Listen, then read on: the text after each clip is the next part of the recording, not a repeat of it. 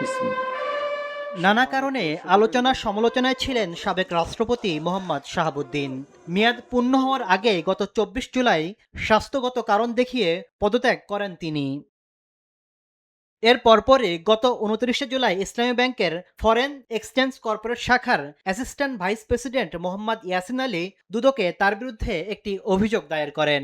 এতে বলা হয়, ইসলামী ব্যাংক এস আলমের নিয়ন্ত্রণে থাকা অবস্থায় অ্যাননটেক্স গ্রুপের ইউনুস বাদলের সহযোগী প্রতিষ্ঠানকে ঋণের নামে ৫০০ কোটি টাকা দিয়ে আত্মসাৎ করা হয়, যেখানে সাবেক রাষ্ট্রপতি মোহাম্মদ শাহাবুদ্দিন, এস আলম সহ ৩৮ জনের সংশ্লিষ্টতা রয়েছে।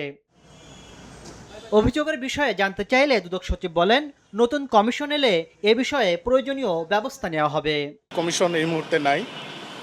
এই সমস্ত অভিযোগ আসলে কমিশনের মাধ্যমে কার্যক্রম গৃহীত হয়।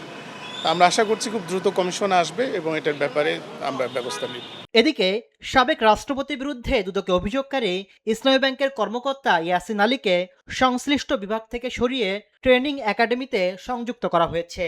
ইসলামী ব্যাংক কর্তৃপক্ষ জানিয়েছে, হেড অফিসের অনুমতি ছাড়া এই অভিযোগ দেওয়ায় তাকে সরানোর পাশাপাশি একটি তদন্ত কমিটিও গঠন করা হয়েছে।